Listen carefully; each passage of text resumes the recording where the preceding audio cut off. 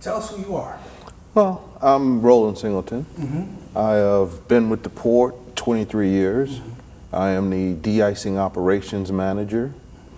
I've been in the maintenance group for 23 years, I guess, because de-icing was transferred to maintenance about 6 years ago. I bounced around within maintenance. I was a superintendent for building mechanics. I was a superintendent for general landscaping as well as storeroom, and I originally came here to manage the database system. So I've been with the port through many different changes. Some good, some bad, but I've seen positive things with the port. I'm originally from New York City. I was born in Harlem and spent my formative years in Harlem, and then we moved to Brooklyn. Through the entire time I was in New York, in my early years, I grew up in a black neighborhood. It wasn't until I got to high school when they decided that we could no longer go to high schools in our neighborhoods. We had to go to high schools in white neighborhoods. Unfortunately, it wasn't a dual situation. They didn't transfer people from the white schools to the black schools. They just transferred people from the black schools to the white schools.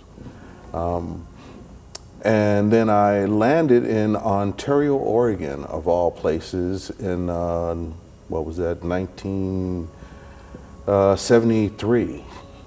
And the population of Ontario, Oregon was like 7,740 people. There were no black people in Ontario. There were 18 black people once I got there because they imported a bunch of athletes. So that was the only black population other than Boise, which was about 60 miles away, but there weren't any black people in the town of Ontario as residents. Let's rewind, let's go back. You said that when you went to high school, you had to be bussed out to the white schools, but it wasn't reciprocated for them to come and hang with the indigenous people of the area of your neighborhood. Right. How did that make you feel as a young teenager going to school? Well, I mean, it was in some respects unfair because it took me approximately hour and a half to get to school when I could have walked to a high school within my neighborhood in 20 minutes. So that meant an hour and a half each way to get to school and come home. Reflecting back, it was kind of a good experience because that taught me the ability to work in the white world. What is the greatest lesson that you've learned in life? Well, for me, the greatest lessons I believe I learned from my parents. My father always used to say, when you know your job, go learn somebody else's job. Always put yourself in a position to learn something, because you never know where it's going to take you. And he was a man that only had a 6th grade education. My mother had a 6th grade education. That was kind of the norm for people coming out of the South because they had to get out and work, And then the other side of it is a good work ethic. Get up, go to work every day. Do what you got to do. Make a living for yourself. I was probably the first, definitely the first member of my family to graduate college. And that was a great pride thing for me. I wasn't the greatest student, but I stayed at it. That's good. That's good. Tell me a little bit more about your mother and father. Well, my father, he was born in Sumter, South Carolina. My mother, she was born in Mississippi, and they met in New York. They provided a very comfortable life, but it wasn't an extravagant life. I mean, once again, we had food on the table and clothes on our backs, but when I was born, we lived in a one-bedroom apartment, and my folks slept on the couch. And at some point, we were able to move to Brooklyn to a 7-room apartment, and everybody had their own bedroom. Hey, that was great. But at the same time, they were working people. You know, they always had a job. Even when my mother was staying home when we were very young, she'd still go out a couple days a week and do, you know, cleaning for people and things like that. But it was more about the work ethic. You know, the only way you're going to get ahead is to get out there and work for it. What is your proudest accomplishments? I guess one of my proudest accomplishments, and this may seem funny, was finding a woman that I really cared for, and we got married. And she was diagnosed with cancer, and she was in the fight for 30 years. And 5 years ago, the Lord finally took her. And part of that is the fact that we had more time than most people get that have cancer. So your accomplishment, and that's very honorable, man, is that your accomplishment, just to know her, to be with her, to spend that time with her. Right. Everything you did in your life, that's been the most proudest for you. Right. That's amazing. That's amazing. What motivates you? What motivates me? Trying to get people to understand that these aren't new activities that are taking place right now. You know, I think people think that the 13th Amendment ended slavery, and it didn't. It transformed slavery from individuals to state and government. And that's why we have such a high incarceration rate of black people, is because that is still slavery. It's still on the books. In the 13th Amendment, you can be a slave if you're incarcerated. And people don't quite understand that nothing really changed. After, quote, the end of slavery, basically all they did was transform it into something different.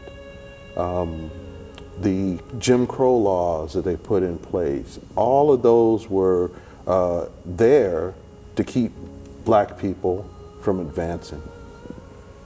What legacy do you want to leave here on this earth? Well, my legacy is to enrich the people that I've touched. I mean, I can ask no more than that, is that, you know, people that know me or have interacted with me can say he was a person of integrity. He respected, you know, my position on whatever the case may be, and that he enriched my life somehow. Not much more than that, you know. Put that on the tombstone. That's good. Hi, my name is Roland Singleton, and I'm going to kind of paraphrase a quote from Dr. King. We all came to this land on a different ship, except for the Native American. And we are all in the same boat now, and we got to pull together. You know, unfortunately, the country is somewhat divided, and if we're going to survive as a country, we need to start being Americans. What do you think about when you see your little self in that picture? Nothing has changed. Nothing has changed but age. Do you remember that? You know, vaguely, but my mom tells me the story all the time of being Miss Little Sassy. What I have on is actually considered for grown people because it's African lace. It's African lace. But my mom said I was always this older lady in a young person's body, so that was my outfit. Yeah, how do you feel seeing your old self to your little self? I am proud of my old self. Wow. I am very proud of my old self. Proud of yourself? This is more emotional than I thought it would be. It's crazy. Yes. I've come a long way. Long ways from that little girl. Wow. Wow, that's amazing. And you've done so much in this world. So you've given so much.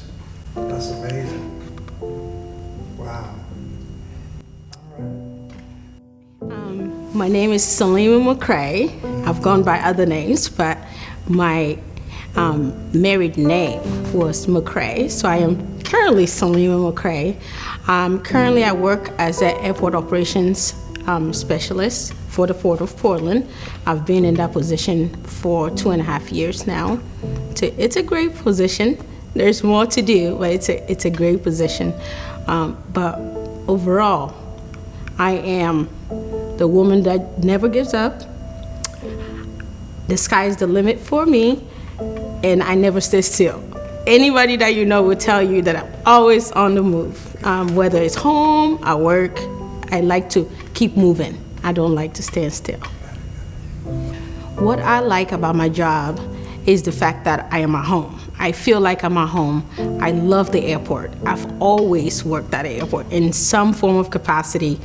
I'm at the airport. So the port felt like the perfect place where I am with the people running the airport, close to the planes, close to the customers. It's just all around a perfect place to be. So again, this is home. You know, the port is its own little town. Not much different from Portland, really. I mean, I'm talking about the racial landscape. Everything else, it seems kind of mimic each other. So it's not much different. Now, let me tell you, there's a lot of change going on, so I can see the shift. But, you know, it's a work in progress, just like anything else. Living in Portland, I've lived in Portland for almost 25 years. I've seen the ups and downs of Portland as a kid, growing up through high school. And let me tell you, being an African coming to America, it's not an easy transition. But let's talk about that. You said, you brought up a good point. You said being an African coming to America to transition. I mean, because other people, especially like white people or people that aren't black, they would think that, well, African, black, they all the same, and what you mean? It should be smooth. My brother, my sister, right? But it seems like you got something else to say. It's not like that easy, right? No. Elaborate on it. Let us know what's up. It's a different world. Okay. I mean, I remember when I first got here, I went to Jefferson High School. Go Demos. I went to Jefferson. Yes, go Demos. You know. But, you know, I walk in and I am this small African girl, brand new to a new world and a new atmosphere. And I walk into the halls of Jefferson High School and I look up and I'm petrified. Everybody's looking at me weird because they can tell I'm not American, but they're not sure. But as time goes on, I realize that I am not like African Americans. I am treated a lot different too by my own peers. I mean, some of the questions were, how did you get here? How was the boat ride? Oh, wow. You know? And after a while, I start thinking, wait, how can you treat me that way if you're complaining about other people treating you that way? Aren't you damaging me the same way you feel damaged? You know, some of the questions like, do you chase animals with spears? So is that misconception of how Africa is? And I'm thinking, I am much more privileged in Africa than I am here. But that's not what they get. You know, that's not what the story is being told that we live in huts and we chase animals. And one of the funniest questions was, so tell me all the animals you see around your house. And I'm like, chickens and goats. Oh, what about the lions and the croc? Oh yeah, I go to the zoo for that. They're like, wait, what? You go to the zoo? And that's when I realized that African Americans are put in a box here in the US, but the same people also put Africans in a box because that's what they've been taught. And so I had to break that mold and explain, listen, where I'm from, I'm considered royalty. Where I'm from, I am privileged. Where I'm from, the homes that I live in cannot be bought cash here. So I had to educate people that what you've been taught, you need to reteach yourself. Wow, that's amazing. I mean, I'm sure we got a lot to in common because I'm part Nigerian. So, all right. Again, I haven't been home yet, but I got a whole slew of family and people over there. So, and it is a difference in how we treat one another. So basically, it's almost like reverse discrimination with our own people. So that being said, it's Black History Month. You know, how do we rise above that? What would you say? How do we rise above the separation that we have amongst ourselves as Black people? What do we need to do to change that so we can start working together and get some of these laws passed that can help our community? How do we rise above that? You know, I've been thinking about that for a few weeks because I'm reading this book, How to Be an Anti-Racist, and it's bringing up some kind of thoughts in my head, and I'm thinking, you know, we are damaging each other more than the outside is damaging us. How do we fix it? And it starts with conversation. I believe we are being talked to rather than talked with. You know, we're not talking with each other. We're not hearing each other. We need that conversation where I am listening to you. You unburden what it is that is on your heart. I absorb it, and I unburden. You absorb, and we meet in the middle and figure out what is it that we are trying to achieve. What is it that we are trying to work towards? It starts with a conversation, and it needs to be real. And that's one thing that I believe the port is starting to do with our conversations that we are having, where we are meeting in the middle. You don't feel restricted by your environment. You are able to speak from the heart and let it be received. The receiving part is difficult because it's hard to talk about racism and all that Zims that affect our communities without somebody taking offense to it. You know, so it's about actually opening yourself up to receive the communication that somebody is trying to deliver, and trying to meet them where they are. What's your favorite thing about your career? What is my favorite thing about my career? Actually, my favorite thing is that it's unlimited. Right now, I am not held down by anything. I am looking to grow. I'm looking to learn. I'm always willing to learn. I love learning. I don't like being stagnant. So for me, my career is something that's constantly moving. I'm not restricting myself to anything. All right. What matters the most to you? What matters the most to me? Leaving a legacy. I have 2 wonderful children, and they watch me. Everything that I do, whether you know it or not, your children are always watching you. And I can see me, especially my daughter, the way she wants to achieve, the way she wants to excel. But I also want her to know that it's okay to fail, because in order to achieve, you have to know where you're falling short. And so I want to leave a legacy of can-do attitude. Never give up. The world is going to say no, but take those no's and redirect it into a yes. And that's what I want to leave my children. It's a legacy of can-do attitude. So how do you say hello in Ghanaian? It depends on what language, but in Ghana it's Teoten. Teoten? Teoten. Then you respond Iya Ojogba. Iyo Ojogba. There you go. I am Joy Fowler, and I work for the Port of Portland, and I've been here about 1.5 years. and previously was in financial services, and then made the transition over to aviation. Who am I? I am someone who is really passionate about the work that I do. It transcends from personal into professional, and I love it. And wasn't really sure if the work that I do for the Port, which is diversity and inclusion, is something that I wanted to do for the remainder of my career, but then soon realized that it was truly a passion of mine. And so that's my professional side. And then personally, I am actively involved in my sorority and a nonprofit that my husband and I run. Tell me some of the challenges that you may have had here at the Port, or in general, dealing with diversity and inclusion, or just diversity in general. You know, I would say here at the Port, it's been a breath of fresh air. Now, that doesn't mean it doesn't come without its fair share of challenges, or I like to call them opportunities versus challenges. It doesn't mean it doesn't come without those, but I would say that the Port is willing. And when you have an organization and people within an organization that are willing, even if it's something that they're not too sure about, to enter into, it makes everything go a little bit more smoothly than if you're in an organization where it's not embraced, or people don't understand it, or want things to happen faster than what they should. So I would say here at the Port, things have been moving along at the pace that they should be. Not too fast, not too slow. I know many people would love us to be in X spot at X time, but that's not reality, because we're all human and we bring so many different aspects into the work that we do. What would you say, as being a Black woman, some of the challenges you may have faced just getting to the place where you are in life?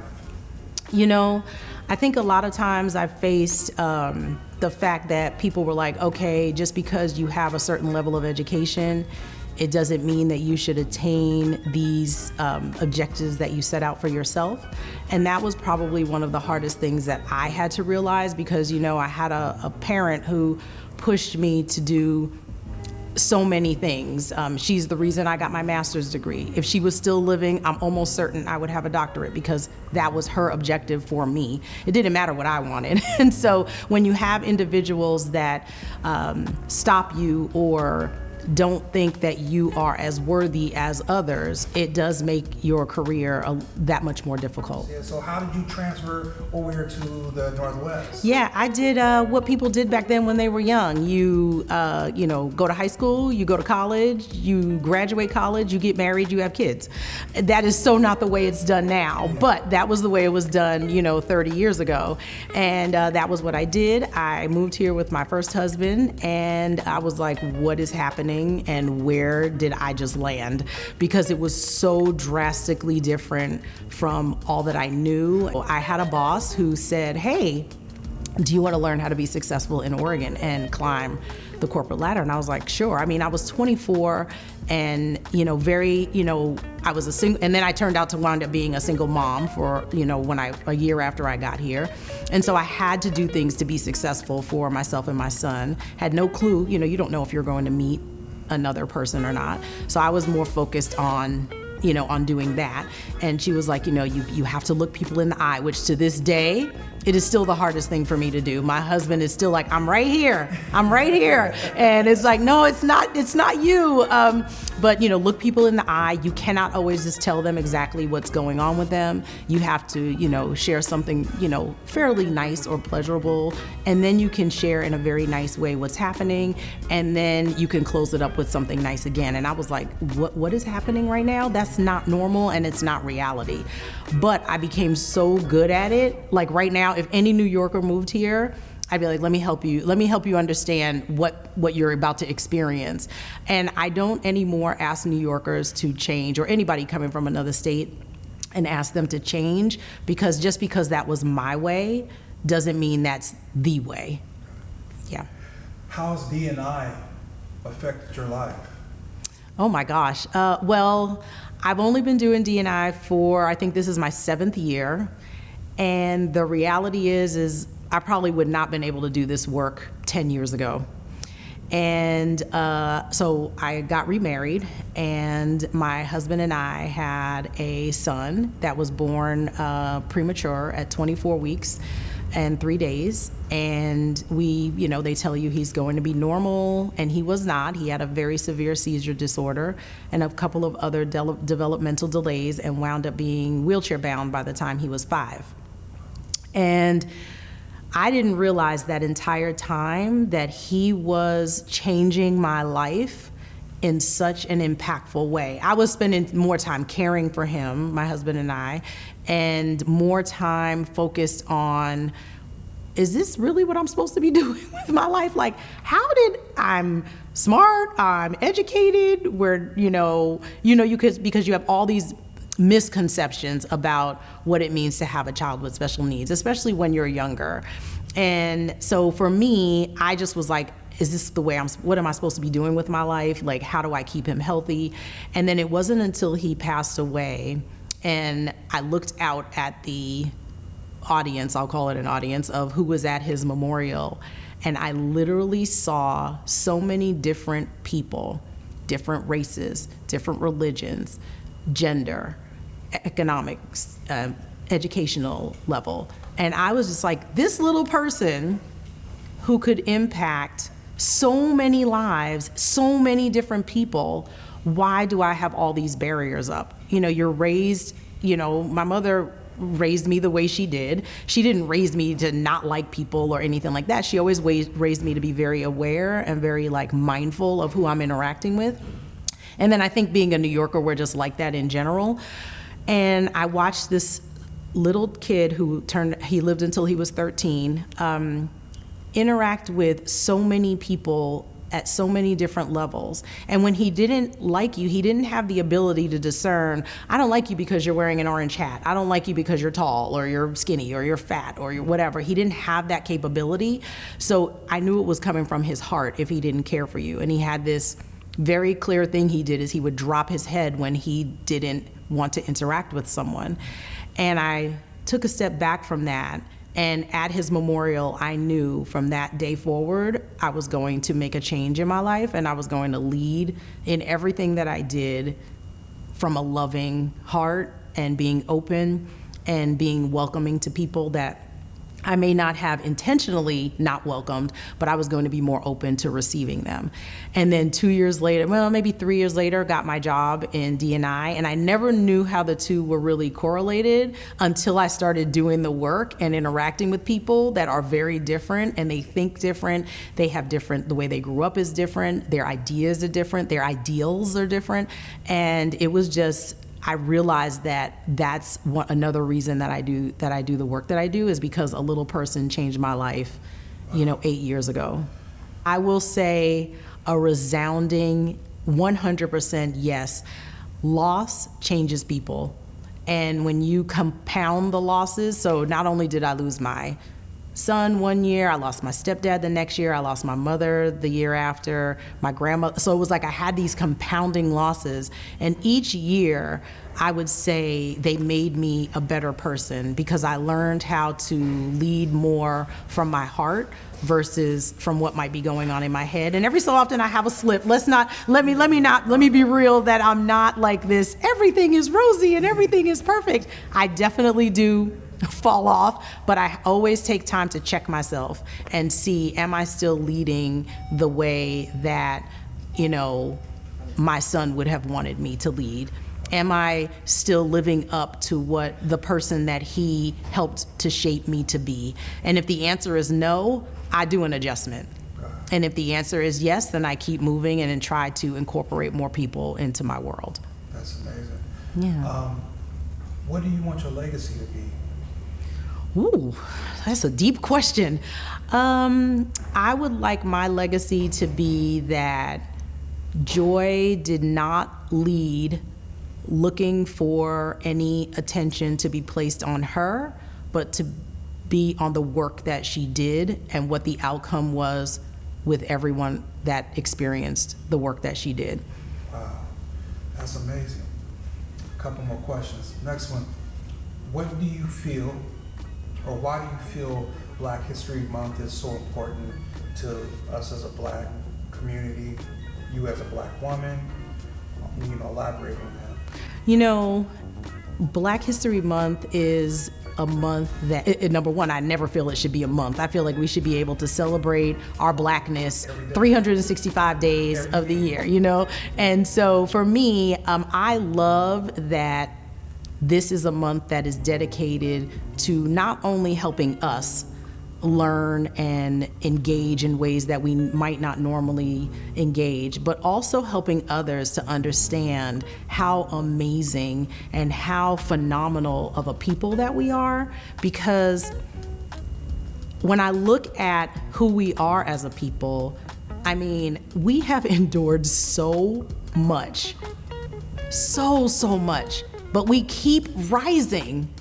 And we keep defeating all odds. And to me, that speaks volumes to who we are as a group of people. And I think that others should know about it and learn about it.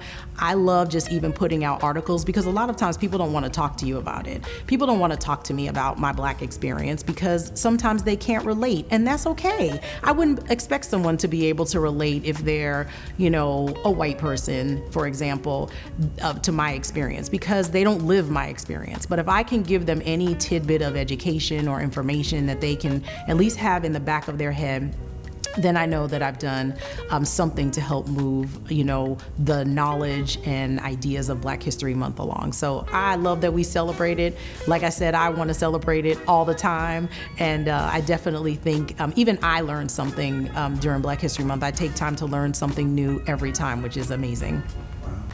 Hi, I am Joy Fowler, and I would like you all to know that not only do I appreciate all of the things that I have gone through to help get me where I am today, but I always do it from a place of love, understanding, and meeting people where they are, and I hope that all of you can do the same.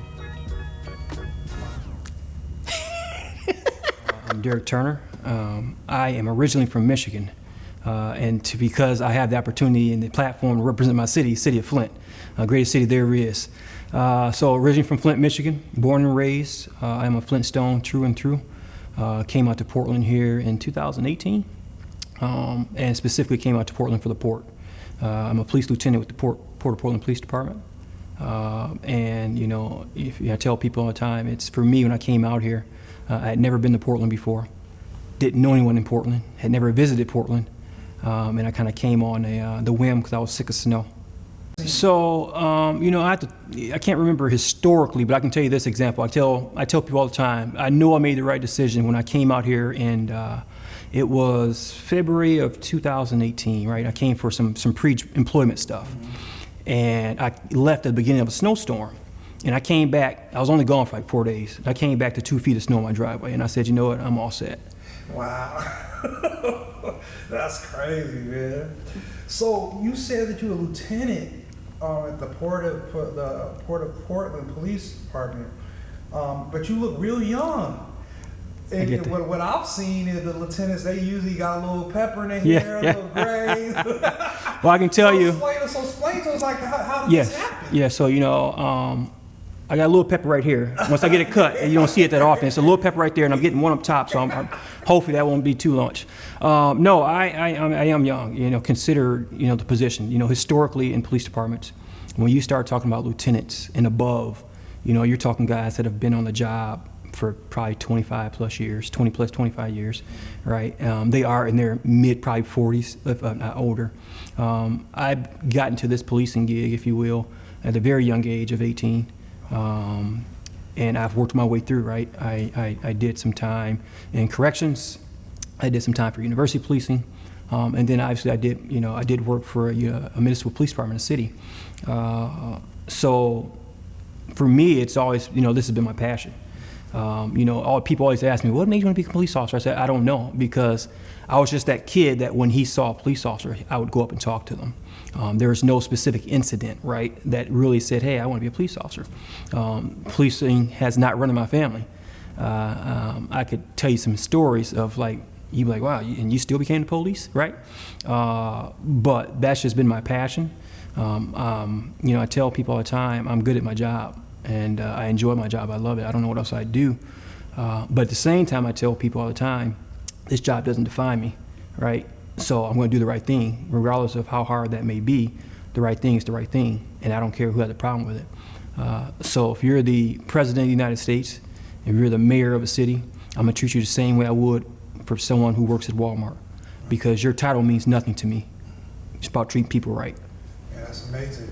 So historically, when you think of black people, especially black males, when it comes down to policing or being policed, we have a really negative history, and we've seen in our media.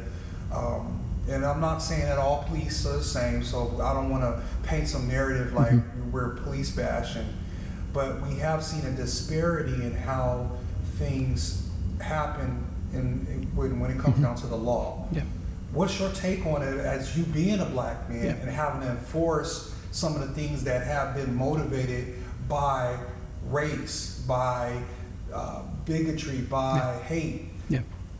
Talk deep dive. Yeah. You know, so it can be difficult. There was a time early on in my career, right? I had a very, very tough time. And what I mean by that is I couldn't understand how come I was constantly having to arrest young black men every day. I mean, literally, I had to talk to I ended up talking to a buddy of mine who worked for Flint Police Department. And he was a black officer, had been on the job for 20-some years. And because it struggled with me. That was really a struggle for me. I couldn't understand it. And he said, he kept it very simple. He said, look, man, you can't make choices for other people. They make their own choices. But back to your question, for me, it's all about, you know, if I have the discretion to do some things differently, I do that. And what I mean by that is we don't always have to do something just because the law says we can. There does come some times where we have discretion, right? And I can tell you right now, I can count on your hands, my feet, my hands, your feet, how many times I've allowed someone who probably should have been held accountable to go, hey, go home. Don't let me see you back out here tonight. Hey, chill out before you end up getting yourself in some trouble. But like I say, historically, this country, this nation, we have to do something about our laws. Fortunately, the police, we just enforce them, right? Unfortunately, also, there comes a time where you have some police officers who take that to heart, right? They enforce them, in my opinion, sometimes not equally, not fairly, not impartially, and that's a problem. That's a true problem. And it's funny you mentioned that question because I'm right now in the middle of a Netflix binge, and I'm watching, it's 2 documentaries. I just finished one basically about wrongful convictions. And that take that to heart. That bugs me. So one of my biggest pet peeves is making sure we got the right person, right? I don't want to see an innocent person go to prison for any amount of time. That bugs me. So it's tough. To kind of answer your question, it's tough. I can only do so much as me, just as one person, right? But that one person does have an effect. It's just a different type of environment, I should say. It's just. This job inherently has its dangers, whether it be driving down the road and someone runs a red light and T-bones you, or whether someone comes and wants to actually do you harm. It inherently has its dangers. I think that with this type of policing, right, I think those dangers kind of, I won't say they go way down, but they certainly drop compared to a city policing. Got it. Let's talk about Flint. So tell me about Flint. Tell me about you as a child. Yeah. What was your life like? Man, I'm so glad you mentioned that because I love the city of Flint. I really do. So growing up, right, city of Flint. Flint has always been a dangerous city. But when I grew up, I never saw that, right? We knew it was dangerous. We knew we didn't go certain areas. But compared to now, in my opinion, it's like, wow, how are y'all living there in a sense, right? But I get it because I love the city of Flint. That's my hometown. I still have all my family there. Growing up, we had our clique of friends that we would ride our bicycles around, and you went to school. Like, it's funny, I tell people Flint's not a small city, but it's not a large city because everyone knows everyone. And if I don't know you, I guarantee you I know someone that knows you at least within 3 degrees. So city of Flint, great city, home of GM. Unfortunately, the city of Flint had some rough times when GM left. When you talk about jobs, right? That's when you talk about removing jobs, it kind of hurts us, in my opinion, hurts the city, number one, depending if that's the main factor of employment for people. And then you also talk about in a community. If we really, I know you talk about City of Flint, but I bring it all back to this thing where we talk about Black History Month. You know, giving the historical, if you look back in history, right? Because we see, let's say we take, for example, someone who's maybe drug addicted, right? Or who just hasn't had a job or it's lack of education. Well, if we go back in history and we look at the part where their grandfather or their great-grandmother or wherever it was deprived of those things, right? That has generational effects because their historical ancestors didn't have opportunity. That reverberates down the line. And so when you talk about a city like Flint, where you already have some of those generational curses, if you will, and then you remove a major player in providing jobs and stability to a community, it just goes downhill. To me, Black History Month means the contributions, right? The strides, the struggle of Black people. And I really don't think you can confine that to 1 month, because what we've done as a culture is more than a month, right? We've done so much more, from cultural influence, financial influence, just lifestyle, just, you know, all those things, right? Inventors, neuroscience, all that stuff, NASA, right? So to me, it is paying tribute to those living legends, those past legends, and all that goes into it. And it really, to me, can't be defined to a month.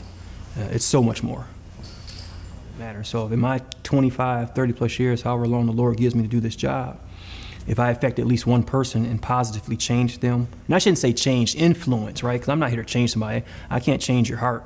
That's on you. But if I can positively influence who you are or what you do, or somehow help you prosper and succeed in life, then I've done my job as a human, not as a police officer, but as a human.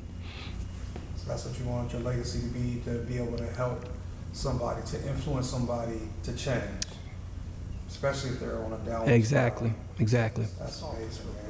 My name is Derek Turner. I am working for the Port of Portland.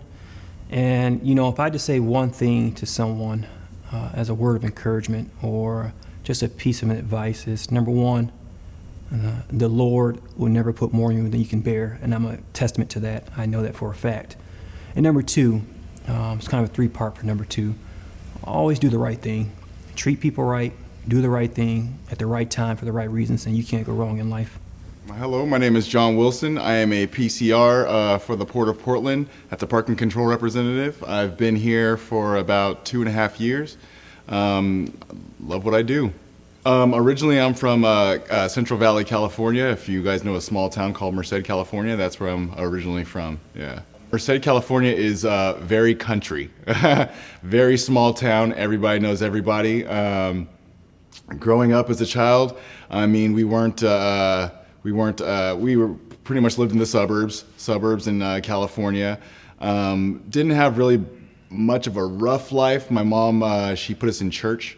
That was one of our main things, one of our main focuses, just to keep her kids, you know, safe. You know, church is always the best way to go. And so I am one out of four children, middle child.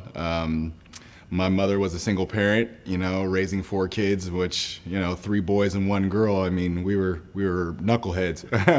You can know how that goes. You know, we were all knuckleheads and stuff like that. But, you know, she did a really great job of raising us and stuff like that. So my mom used to go through these phases. What she would do is, well, actually, I wouldn't say my mom went through the phases. As kids, of course, we went through the phases. And my mom, you know, she pretty much just had to roll with the punches. You know, a lot of us growing up, a lot of our role models and male figures in our life were men in church. That's where my mom tried to keep most of our focus, you know, most of our attention was in church. You know, whenever we got in trouble, the first thing, oh, you can't go to church. And it's like, whoa, you know, all our friends were there, all our family was there, everybody we knew was at church. And so that's how my mom kept us all together, you know. Like I was saying before, you know, we're us as kids, we're knuckleheads, and so me growing up, I kind of started diverting from church and, you know, going my own path, you know. So I started getting to alcohol a lot more. I wouldn't say drugs, but it was mainly just alcohol, because the small town, it's like everybody I knew that I went to high school with, they all become bartenders, and so from there, it's like I used to go to the bar, we used to drink a lot and stuff like that. And so it was just pretty much a lifestyle change. Everybody in Merced, California, they born there and they die there, and so it's kind of like a black hole. And so just wanting to get out and do something different, just move and experience life a little bit more. So when you moved up here, or moved this where you got on your journey, you felt that, hey, I needed to make a change for my life. Yes. So how did you deal with being a black man trying to do that? Being an African American man trying to make a change for my life, that was a little bit more of a struggle. I would say just because it's more of and you're gonna get me all emotional in this place. No, it's been a struggle. Just when I first moved up here, the first thing I was told to me was this place is a dominantly white state, and so you kind of gotta watch what you're doing, and watch where you're going, watch who you're hanging out with, and stuff like that. And so when I first moved up here, I was the first one just to get up and go. It's like I lived in Merced for 28 years. I packed all my stuff up and I just moved a month later just to come up here. And when I first lived up here, I was living with a family that we've known ever since we were kids, and it was a white family. And the way they portrayed everything to me was from their perspective. But then when I first moved up here, I lived in Corbett, Oregon, which is, up in the hills, And so it was really funny that you say that, because it's like when I first went to the store there in Corbett, Oregon, the guy, his name was Frank. I still remember to this day. He was like, the first thing he said was, "You're new here, right?" And I'm just like, yeah, I'm new here. I was like, "Why do you say that?" And it's like, "We don't get a lot of your kind here." And I'm like, "Oh, okay." And so that was an eye opener for me. Like, okay, where am I? You know what I mean? But all my family was back in California. And so for me, it was just learning to adapt, learning to not go, I don't want to say shut myself off as an African American, but learning to, pretty much just adapt to my surroundings and what I can, try to benefit from other people. So you kind of felt trapped in a sense, like in a sense, yes. Because you left a situation that you was running for your life, and then you came up here into it felt like a trap. Like, right to another trap. Who I can't even be the African American that I want to be, because they looking at me like I'm an alien. Like I'm crazy, yeah. I'm crazy. Yeah, exactly. But this is good though, because it shows the tenacity that you have inside of you, that you ain't gonna let nothing keep you down. And you kept going.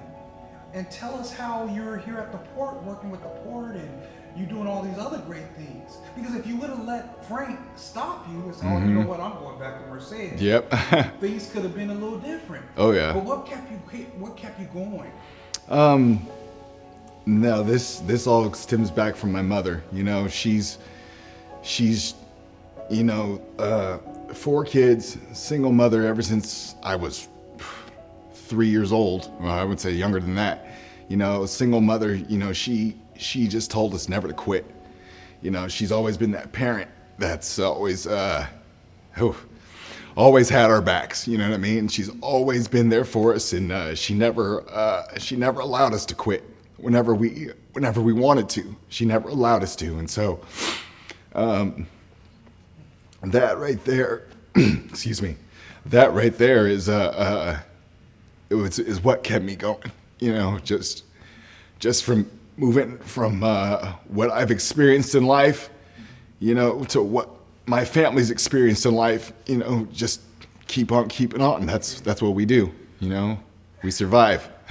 That's beautiful, man. And from one black man or African American man to another man, I love you, bro. You stay strong, man, and I appreciate everything that you've done thus far.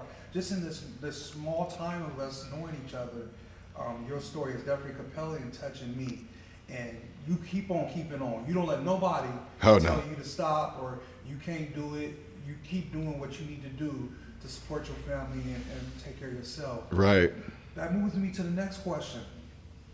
What do you feel about Black History Month? Because that sounds like that's the same struggle that you see the pictures behind you that they had. They went from one city, one state, one part of the world, another, resistance, told they can't do this, but they kept on keeping on. Right. So what do you feel about Black History Month? Well, Black History Month is very important. You know what I mean? It's like I try to teach my daughter. She's still young right now, but I'm trying to teach her as much as possible about Black History Month, about where we came from. You know, learning about the history, teaching my daughter about the history is teaching her where not or how people should not be treated, or how she should respect herself, keep herself at a certain level of respect, you know, and also respecting others, you know, in that in the world, you know, it's, you know, there's a lot of negative things out there, you know, and with my daughter being so young at the time, or as she is now, you know what I mean, just her growing up knowing where the history was is her growing up knowing where the history should not go again, you know, and so you know, just having her move forward. So what I'm getting from you is that Black History Month is really important to you because it teaches us how not to repeat the past. Yes, you know. That's profound. That's profound. Wow. Well, what legacy do you want to leave? What do you want your legacy to be? My legacy? Whew, that's a good question. You know, I really haven't put too much thought into my legacy. My main concern, I would say, is my child. You know, being an African American man, you know, the statistics in African Americans and fathers, excuse me, dang, get me all worked up, man. And fathers being in the household with their kids. And so my job as a father is to be there for my daughter as much as possible. I try to by trying to break that statistic, you know, of African American men not being there, not being present in a child's life. Man, that's I am trying to get these words out, man. This is tough. I know. This is good, man. This is good. But that's my goal as a father. You know, my dad wasn't in our lives as much as we would like. We would have liked. So that just taught me to be there even more for my child. You know, just to break that chain. You know, just to do something different. And so my main focus is trying to provide for my daughter, trying to make sure she has a good life, make sure she understands what's going on in the world, you know, so she's not ridiculed or treated a certain way to where she thinks this is the way it should be, you know. So one thing that I really want to leave everybody with is everybody has a star. All you gotta do is find it. Once you do, everyone who sees it will be blinded. You know, I haven't found my star yet, but every day I spend with the Lord, He moves me closer to my time of glory and my time to shine.